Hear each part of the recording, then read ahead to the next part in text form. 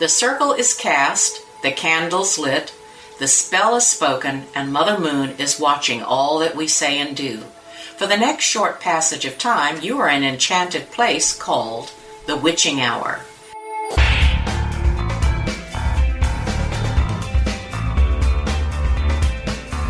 So it's a brand new year, and William and I are back to bring you a whole new year of the Wytching Hour podcast. I have no idea what the past year was for most of you out there, but I can tell you it wasn't our best year. We lost a beloved cat and consequently spent a small mountain of money on the remaining two.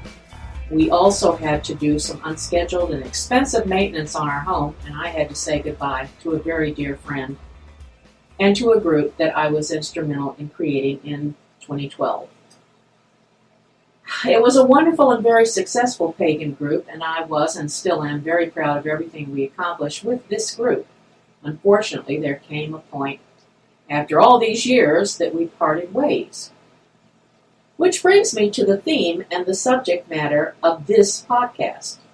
I have also drawn material from my experiences of starting pagan groups and also from others whose experience is very informative as well as my own. So if you're thinking of starting your own group or joining a group, listen very carefully for the next 30 or so minutes. I promise you, whether you are old to paganism or new to paganism, you need to know some of this. Please get in touch with us and let us know your views on this subject. As a matter of fact, on all the subjects. Maybe we will include them in another podcast later on in our season. Okay, let's get this show on the road. So, I began my research with an article I ran across, entitled my own, Examples of Forming and Organizing Pagan Groups and Covens, the Good, the Bad, and the Downright Ugly. It is true that we often learn more from failures than successes. In our years as active participants in the pagan religion, Bill and I have been very involved with pagan groups and organizations of all types. Some were very successful, and others not so much. Lessons drawn from negative experiences with various pagan organizations also enabled us to avoid a lot of errors when forming and organizing our new groups. I based our entire doctrine and dogma on the writings of Carl McColman, and I know you guys who have belonged to some of our groups are very familiar with him because I talk about him all the time. And if you are curious as to why him, after all, he left the pagan faith and went back to his Catholic roots, contact me. It's not as confusing as you think it is. And that's what all this is about, when really researching the right way to form a lasting group. Find one that was successful for years and then failed, and then find out why it failed. I'm not sure if his following statement will be an example of the experiences Bill and I are concerned with, as we were very careful about forming groups with all adults. Teens were another question altogether. But on the outside chance you did start off as Sam describes in his experiences, I'm including it here. And Mr. Wagar goes on to say, The short-lived pagan groups are usually centered around a charismatic individual, generally formed by teenagers with no formal training. No mentor or apprenticeship with an adult, just drawing from this or that popular pagan book author, or latest cult film, or more horror film content and actual information. This often provided enough enthusiasm in the do-it-yourself anti-hierarchic mindset.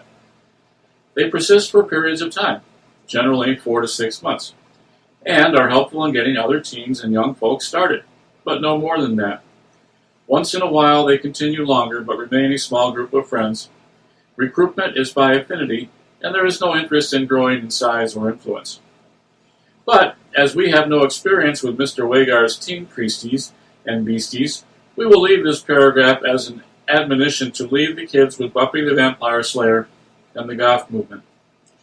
There are groups, some legally incorporated, complete with charters and rules, etc., that are centered on the high priest or priestess, or both, or a little ruling group, which ingratiates themselves to the leaders. If the founder contributes and shows love, interest in the mission, and growth in the client memberships, they may do well for some years. They may grow and thrive to a certain point. However, when the charismatic influence of the main figure wanes, generally with a maximum of 25 to 45 members, they lose members. They begin to lose members. Some by attrition, some loss of interest, some personal reasons, but often some actually start their own groups and pull away from the original coven group and using the same original ideas of that group. Don't know how I feel about that, but if you're really good, I think it's probably a good idea. Many of these groups center on charismatic leaders that are better equipped to lead and or manipulate others. Now that's a strange way to put it, but I'm sure you all have had experience with that if you are lifelong pagans. Religions, although some contest this notion, includes paganism and like movements that tend to attract the walking wounded. People who join because of damage in their lives, physical or psychological problems, life crises, and the variety of ills and other troubles. This is natural, and some people actually thrive with a supportive group and move on with their lives. But there is a faction. There's a faction of folks who come to us that are so damaged and unaware of their destructive tendencies, they can cause a great deal of damage to other members and to the organization and its mission. This is one way to infect an entire group, and very quickly and painfully and slowly. Either way, eventually, it will kill off your group. And oddly enough, there's no antivirus serum for it. No, there's not. There sure isn't. These people are a key issue for leaders. What characterizes them is an exaggerated version of issues in the pagan community in general. A feeling of entitlement, very low self-esteem, a mixture of hero worship directed toward anyone in authority, coupled with an intense cynical desire to see anyone that they think is better than they are fail and fall. Antagonists are constantly working to undercut leaders and groups that are not centered on them, while being incapable of organizing anything by themselves. When a group has no specific task or mission, which I'm happy to say our coven set did have in spades, the people turn their energies to controlling others in the group. This is usually accompanied by some set of rules or a charter that is draconian in style and very transparent in intent. There is a compulsion to remold every person into an image of what they think the group should be. Formal structures based on transparent and fair rules agreed to by everyone, which apply fairly and equally to every person, are the best way to protect the organization from gossip, whisper campaigns, faction fights, and the deadly wearing of and constant niggling attacks and questioning of all decisions. In other words, professional functioning and organization that is for everyone's benefit and remaining centered on the mission rather than the benefit of every one person or leader is the best guarantor of the mission and the group. If there are no pagan groups active in a community where people who have an itch for spiritual guidance and communal fellowship are to join other organizations when the movement itself provides insufficient outlets for their new ideas and energies.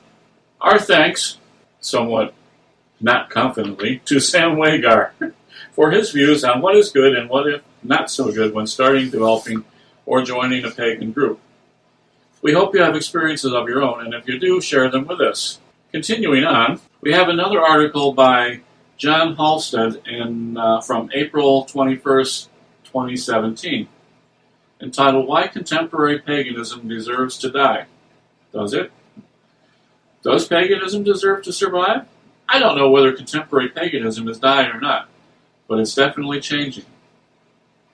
Contemporary paganism is being squeezed by the same social, economic and technological pressures that all other contemporary religions are struggling with. Generational differences with millennials, economic inequality, the internet. Oh, there's that internet again.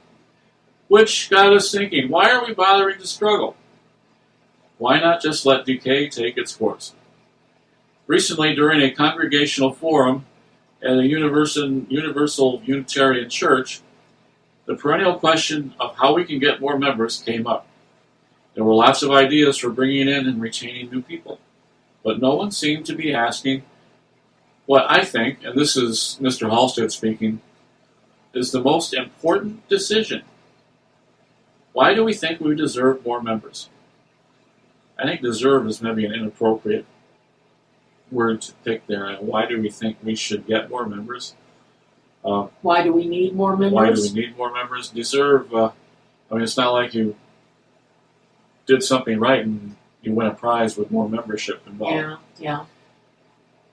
But, continuing, institutions have a way of taking on a life of their own, so that people start asking how to save the institution, and forget to ask whether it should be saved. I was impressed recently by an NPR story about a congregation in Chicago. The church resembled my own in that it's a congregation that is small and getting smaller. Liberal, owns a historic building. The congregation had decided that what matters to them is not saving the life of their church, but using what life they have to do the next right thing. For them, that meant becoming a sanctuary congregation, whatever the heck that is. Why is paganism dying? Personally, Al and I don't think it is, but we'll bear with the article writer here. Contemporary paganism isn't an institution, but we do have institutions, and many of them are struggling to survive. Cherry Hill Seminary announced last year that it might not be able to continue its programming. This was written in 2017, and this is now 2020, and please note that Cherry Hill Seminary is alive and thriving as of this very day. And CUPS is hardly thriving. And note too, to listeners, as far as we know, CUPS is also thriving as of this date. The Pagan Community's statement on the environment, which is quite possibly the single largest expression of pagan voices ever, has not yet collected a mere 10,000 signatures in the 2 years since it was published. And as far as I can tell, none of the organizers of pagan festivals and conferences have reported significant growth in recent years. These are just a few examples of pagan institutions they have been involved with to one degree or another over the years. The number of people who identify to some degree as pagan may be increasing. It's hard to say. But in the absence of institutions, we pagans are more, not less, vulnerable to centrifugal social forces which dissipate our solidarity and dilute our collective power. Even while the number of people on the periphery of the pagan community grows, the number of leaders in the center or centers is shrinking. This is what Jonathan Woolley describes in his article, British Paganism is Dying. Woolley blames capitalist forces which have destroyed the market for small pagan businesses, while also sapping the free time which people previously devoted to voluntary pagan associations. The commentators to Woolley's post have other theories about the death of British paganism. One commenter blames video games. Oh, sure. Another blames Ronald Hutton. Who's Ronald Hutton? You got me. Another one blames naked dancing. Hey, I blame that too. Yet another commenter blames the infiltration of Christians into paganism. Seriously? Seriously. As good as Woolley's article is, I doubt it, the comments are worth the price of admission. I don't disagree with Woolley's analysis, but I think there is another factor at work here, one which Woolley himself touches on in his article, Pagan Self-Absorption. We've become vulnerable to a sort of religious hipsterism, treating our religion less as a vision of a better world and more as a mode of personal distinction that lifts us upward in the unending churn of the class system. In these trying times, active engagers need healing and well-being as much as they need limitations. Now is the time for us to reflect more than ever upon our responsibilities as magicians rather than our rights as religionists. We must care for the earth and its peoples. Amen. And we must learn not to be quite so wordy and make bit more understandable to the common soul. I'm going to pass this over for a second and let Elle read another section. Pagan self-absorption. Whether we are earth-centered or deity-centered in general, pagans tend to be an ego-centered bunch, myself included. That's the author speaking, not me. Maybe I am too, though. I'm really not sure. I mean, I'm very proud to be a pagan and all that sort of thing, and I love what they're doing, at least the pagans that I know, at least they're trying. But anyway, back to pagan self-absorption. There are both individual, idiosyncratic, and broader historical reasons for this. To begin with, something about the way most people come to paganism, usually by leaving their religion of origin, which tends to make us obsessed with questions of religious identity. Okay, I can see that. As a result, so much of our energy is spent arguing among ourselves over who is and isn't a real pagan. Okay. In addition, contemporary paganism as a whole never seems to have grown out of its cultural adolescence. Whether we date its beginnings to the witchcraft revival started by Gerald Gardner in the 1950s, or the American neo-pagan revival out of the 1970s, paganism has to go through a formative period during which time, communal identity, and institutions become consolidated. Then, in the 1980s, we went through an existential crisis in the form of the satanic ritual abuse hoax. Okay, I am so embarrassed that I never heard of that, but I'd love to know about it. Is that where all the goats went? I have no idea, but it's very interesting. I mean, I may have heard about it, but it wasn't put this way, so I don't know. Maybe somebody will be real sweet and look it up and give us a call or send us an email or something about it. Fake news? Fake news. But it seems we never fully moved beyond this as a community. As a result, what energy isn't spent fighting with ourselves in identity wars is still devoted to trying to convince outsiders that we deserve the same rights, respect, etc. as other religions. And I absolutely understand that, and it is still going on, but I didn't know it had to do with the satanic ritual abuse hoax. I will tell you this too, just one last thing about this particular paragraph. The thing about Gerald Gardner in the 50s and American Neo revival in the 70s and all that sort of thing, and then the 1980s is all just, I don't understand any of that at all. I think that we started when we started, and that was before there were other organized religions. Otherwise, we would have been called pagans, and so on and so on. And there's enough archaeological and anthropological information to let us know that that is perfectly feasible and makes a lot of sense. The rest of this stuff is not new news, it's old news, and it started because people wanted to write and to make a lot of money off the paganism, and so now they have, and still they do, and that's just fine, but we're Ancient Path, and we love that. Anyway, the overall result is that we are obsessed with ourselves and what people engaged in fighting for social justice in the world in myriad ways. Similarly, I believe that contemporary paganism also has a saving vision that needs to be shared in the world. A vision of the inherent divinity and interconnectedness, that's an interesting word, of all living beings. Our physical bodies and the earth itself. Like us, pagans have an aversion to proselytizing, which means that if other people are ever to learn about our saving vision, then it will have to be through other forms of positive engagement with the non-pagan world. Ryan C., and I'm not sure who Ryan C. is at this very moment, but this is the author's words. Ryan C. frames the question this way in his comment to Woolley's article. Do we want more pagans, and in quotes, increased numbers, or do we want pagan ideas to be a broader part of social discourse and be accepted by non-pagans as well? I'm sorry that's still an argument about non-pagans as opposed to real pagans or pagans in general or anything, but apparently it is. I think it's time, past time in fact, to pull our collective heads out of the self-created broom closet. We need to set forth from our pagan safe spaces, which have become intellectual ghettos, and move into the world. We start working together with each other and with non-pagans for a better world. Then, if we survive, we can say we earned it. And of all the things that this particular man, and what was his name again, Mr. John Halstead, this was actually one of the best things that I've read, because it is true. I had looked. I don't think that I think paganism is dying as much as Mr. Halstead does.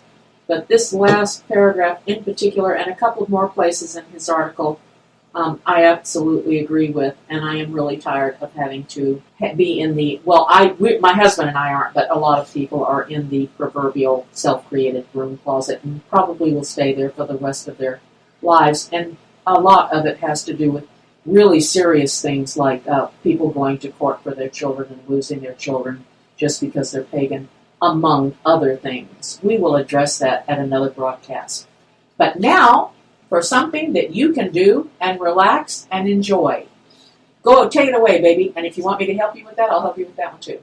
No, I'm good. Okay. I was looking for something that would start the new year outright for those of you who are interested in tarot/oracle/ whatever kind of card you like to use to divine. I realize we're into January now, and this article was written in December. So we didn't do a podcast in December. Wah. Okay, now we are, and I'm going to catch us up. This is entitled A New Year's Tarot Spread, How Far You've Come, and What Lies Ahead.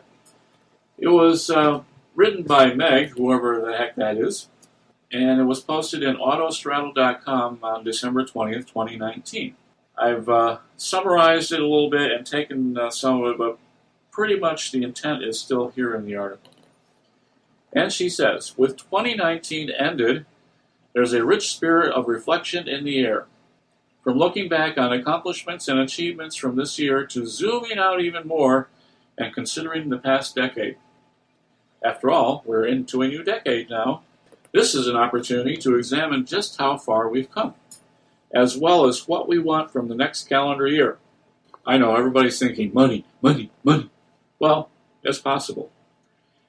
And whether you chose a focus word, made a vision board, set a bottom line, wrote out a list of resolutions, tarot in itself can be a useful tool for reflecting on how far you've come, as well as making space to consider what the year ahead may bring.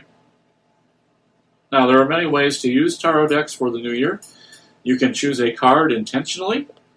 You can use a chosen archetype in rituals or spell work, or can meditate on a particular theme that blends several cards together.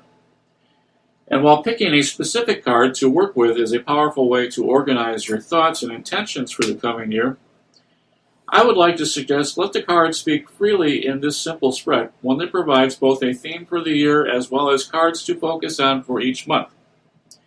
Rather than seeing these cards as predictive by leaving them open to interpretation and revisiting them through the year, we create space for these ideas to expand and build upon each other, allowing for growth, for new perspectives, and the shifts that 2020 may bring.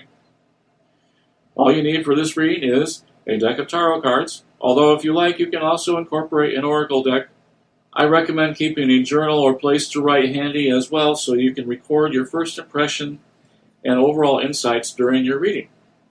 If you'd like, you can also incorporate candles, crystals, incense, witch doctors, or any of your favorite witchy tools into this reading. I added that, sorry. Allowing it to become an end-of-year ritual for you. Since the year's already ended, it's a beginning-of-year ritual for you. Follow your instincts. Do what feels right. This can be as simple or as elaborate as you wish. Before you get started, take some deep breaths. Light a candle, if you choose. Clear your mind. Ring some bells. Lock the kitties away so they can't bother you. I like to let this spread be open and simply ask for insights into what's ahead. But if you have a specific goal for 2020 that you want guidance around, like new opportunities for career advancement, expanding your chosen family, etc., hold that goal in your mind as you draw cards. We'll start by drawing the theme card for the year. Pull out the major arcana cards from your deck. Shuffle them well. Use your favorite method to draw one archetype from this pile. This is your theme for the year. We pick a major card mainly because it tends to be a little more defined as to what it's going to provide for you, whereas the minor ones are supportive of it. So that's why a major card is picked for the theme of your year. Then, for the next card, you repeat this process either with the minor arcana pile, or if you want to institute your oracle deck now, pick an oracle card and use it to help clarify your theme. And oracle cards might be good for this because they give you more of an overall feeling of emotion and how you're feeling and how things are going to work out in a general sort of way without the specific of a tarot telling you that A plus B equals C. Now spend some time working with these cards. Consider how they can help you set an intention. Find a focus or clarify your goals for 2020. What connections emerge? What themes do you see? How do these cards resonate with where you are right now and where you hope to go? Once you've used these two cards, be it a mixture of tarot, oracle, or just tarot cards, spend some time with them for 2020 as a theme. And then draw 12 more cards. Why 12, do you say? Well, how many months are there in a year? There are 12, Bill. Okay, that's why. Thanks. One for each month. Ta-da! Do this by putting your tarot deck back together. Shuffle the majors and minors until they're well combined. Draw a card for each month, one at a time, until you have your full year laid out before you. Now, this pattern online, she had a chart that had the two theme cards set off to the side, and she had drawn a little box for each month of the year and left a spot underneath it to make notes on what that card meant for you or what it could mean for you for that year. I like that idea. And you can also keep a journal like it says. I like that idea too. Or you can also just remember it. I don't like that idea. I'm old. Okay. Miss Alzheimer's chiming in here. I recommend recording the cards in your journal or calendar, allowing you to reflect on them at the beginning of each new month. So when February starts and March starts and April starts, pull that card out, look at it, what it's meaning for you for that particular month, and also use it as a review of what has happened for the prior months. Chances are these cards will make more sense in the context of a year. For now, consider how these cards connect with your theme cards and what they can help you uncover about those broader archetypes. And if it works well with you, if you're happy with it, next year you can make it a resolution to do it again every year. Have fun with it. Remember, tarot is a roadmap with many directions to go. Don't tie yourself down to one path. Explore and enjoy. And don't forget, happy taroting! Hey, this was fun, and thank you, Meg. And sorry we don't have your last name, honey, or where people can get in touch with you. But you did a nice job with this. Really nice. And so did my hubby. I really appreciate it. Okay, so is that it, or is this a wrap? It's a wrap. Now is the time to blow out the candles, pack our herbs, close our book of spells, and fold our tents. But before I go, we'd really like to hear from you. We'd like to know what you'd like to hear from us on the show and how often. We'd also like to hear from you if you are involved in the pagan community and have something you'd like to share with the listening audience. It's even possible that you could come and do a guest shot on the Wytching Hour. Contact us through the website, thewitchinghour.com. I also have to thank the team of magicians who help put this show together every time we do one. Rob Steele, Lee Vowell, and the Happy Hour Network for hosting this program. There are links to both their pages on our page, thewitchinghour.com. And until we meet again, stay magical.